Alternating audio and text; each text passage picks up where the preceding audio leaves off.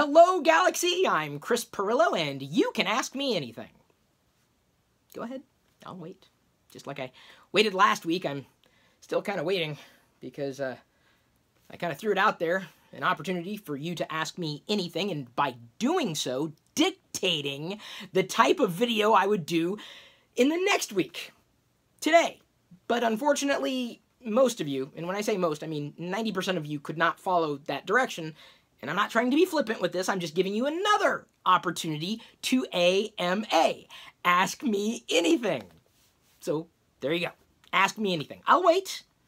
I don't want to talk over you typing out your question.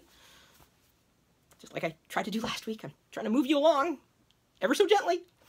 If you need some inspiration, and perhaps you do, let me go ahead and share with you what I posted in a newsletter that I send out every week. About 30,000 people get that free email newsletter. You can get it at chris.pirillo.com or lockergnome.com.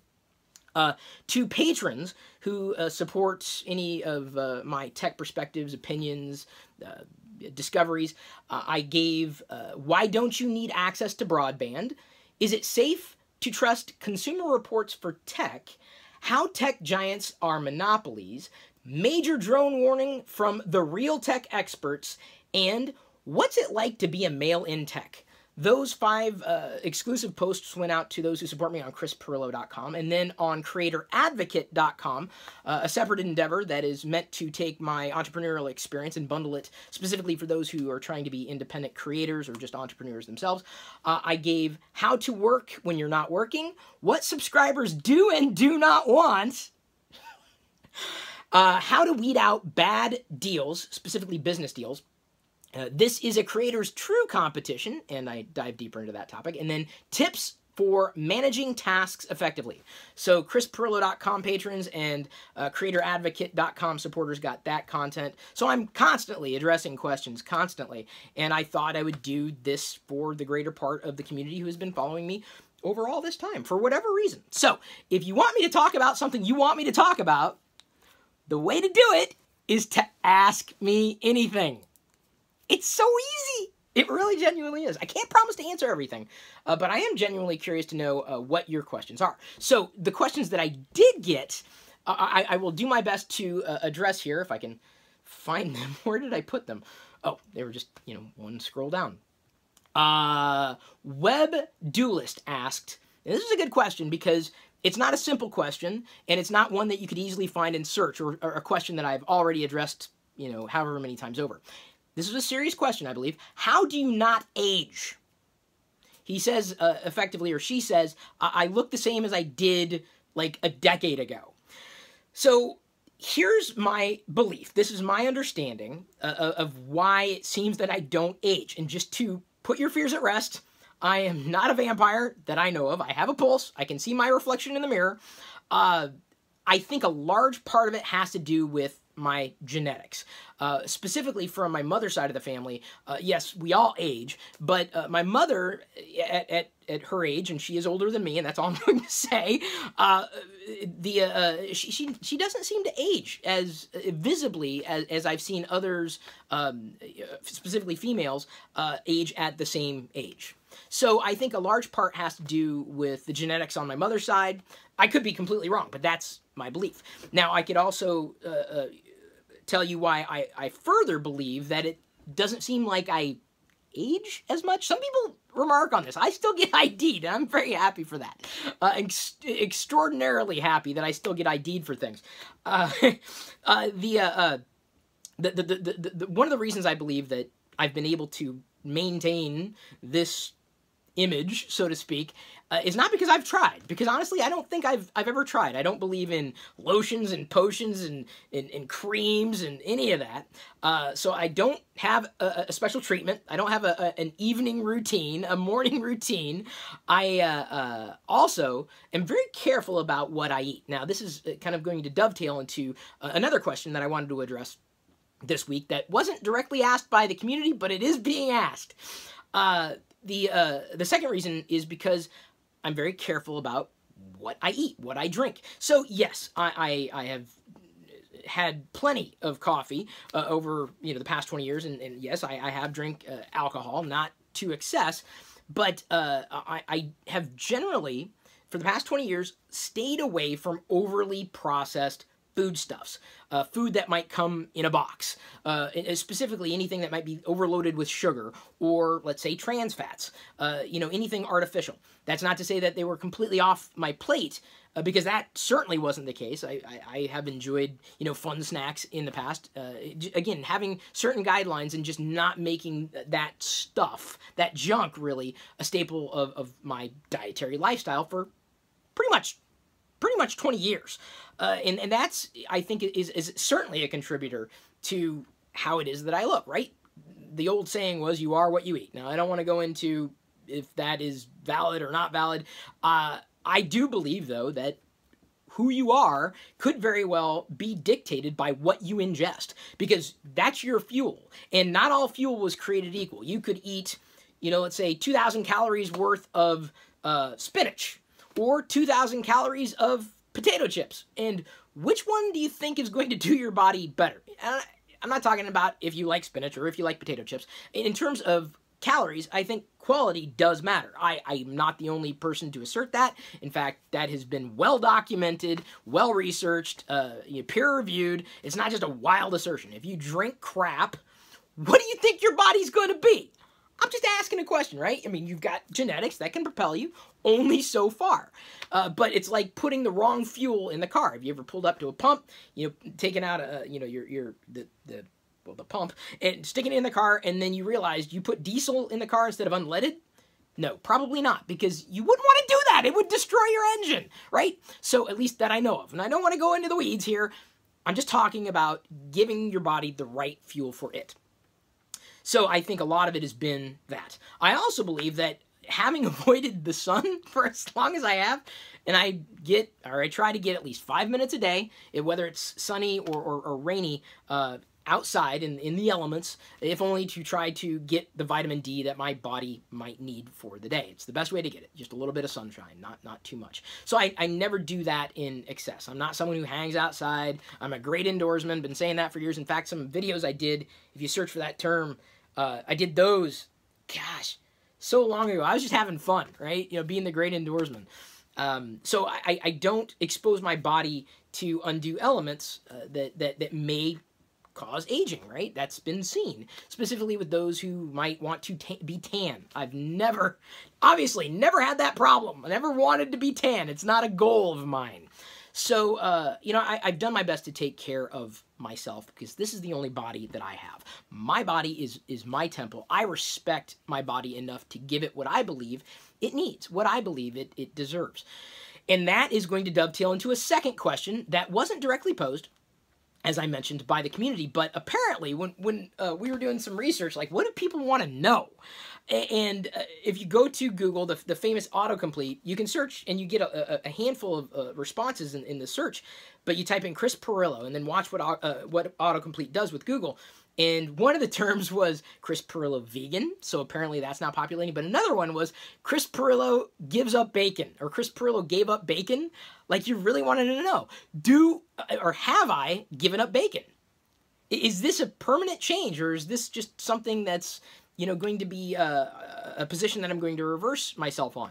Well, given that, when I come to an understanding, and specifically with data that is backed up by my own experiences, as well as, seen, several times throughout history, in relation to health specifically, I haven't reversed my position on trans fats, high fructose corn syrup. Generally speaking, high fructose corn syrup I've been a little loosey-goosey on, but absolutely no trans fats. But by and large, I've made those changes. No artificial sweeteners, absolutely no. I don't want them.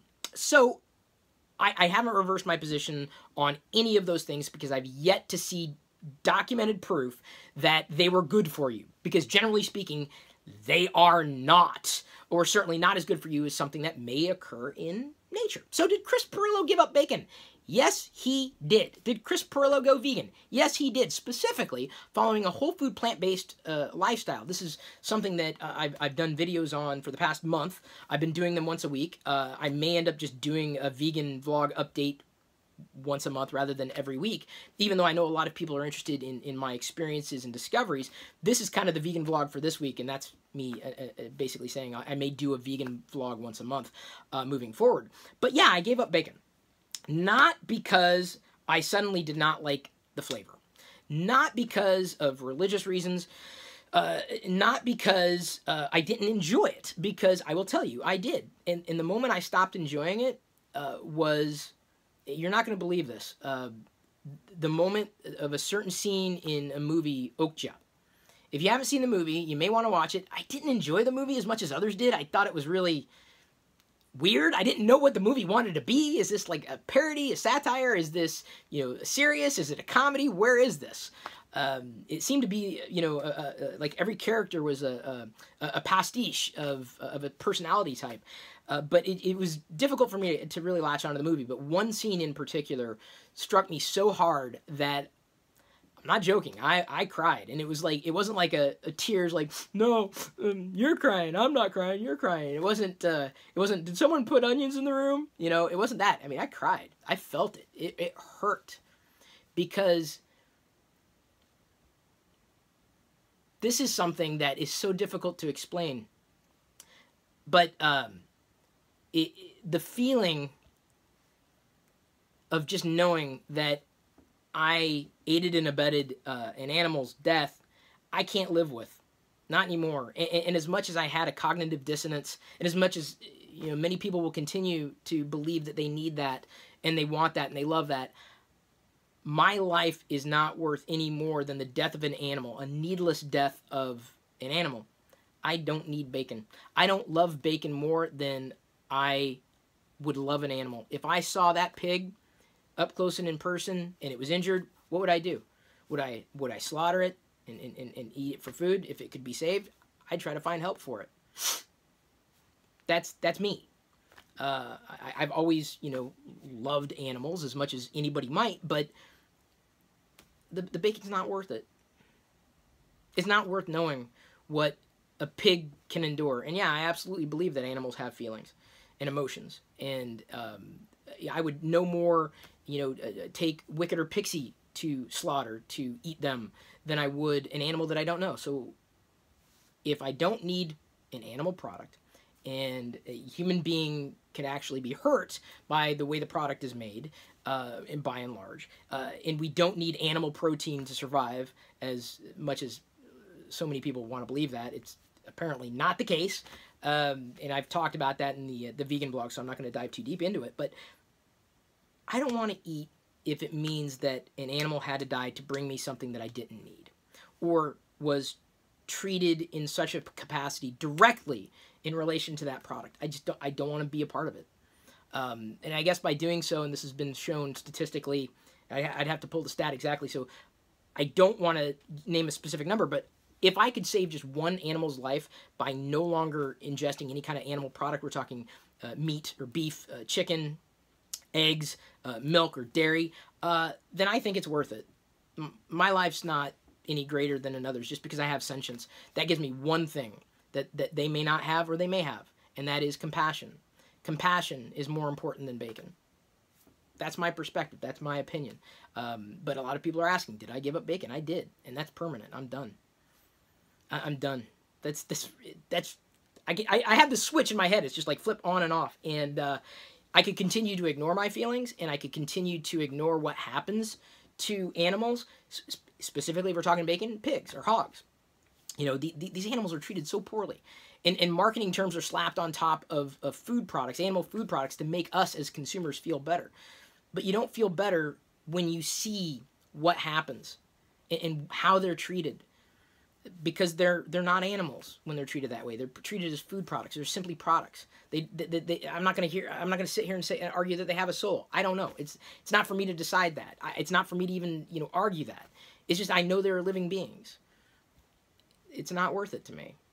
I think it's cruel, and I think it's very strange to hear other people now talk about being compassionate towards animals and love animals, but they don't go all the way with that. They stop. And they throw up a mental wall, a mental block, as I've done in the past as well. But when you watch some of these videos, man, you watch Earthlings, the movie. That is it's eye-opening, and you can't close your eyes to it because you're as much a part of it as I could be, as any of us could be. And I'm sorry, but I'm not going to wallow in ignorance. It's a choice I made to step out of ignorance and actually learn what was going on and what I could do, rather than passing the buck and expecting someone else is going to solve the problem. I took matters into my own hands. I believe in personal responsibility. Absolutely.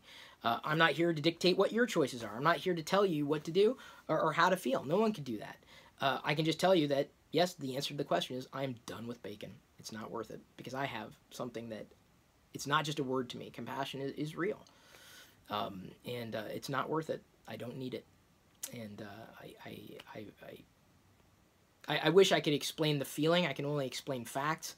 But once you recognize, you know, what happens, once you see these videos and what they go through, excruciating agony, it's something you can't unhear. That's something you can't unlearn. You can set it aside and continue to eat what you're eating, but you know, as much as I switched to a whole food plant-based diet as a vegan for health reasons, it's definitely a bigger scope than that, and I'm happy. I'm happy about that. I'm happy. I kind of feel more free than I ever was, because I could never effectively resolve that within myself, and I had to disconnect from the food that I was eating.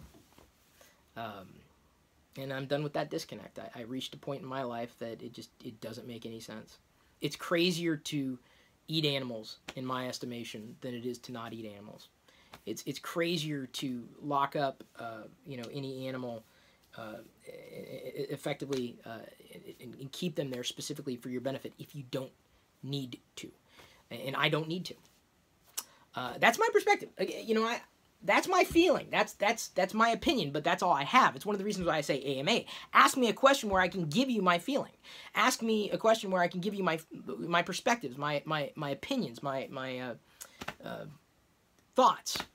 This is your opportunity to basically ask those questions. There was another one that I was going to address, but I think we're going to possibly save that for the future. It was more, you know, business related question. Although, as I said, if you want to, you can head over to creatoradvocate.com, sign up there. Of course, the tech stuff, chrispirillo.com, geekfamilyfun.com. We're still doing personal vloggy video stuffs.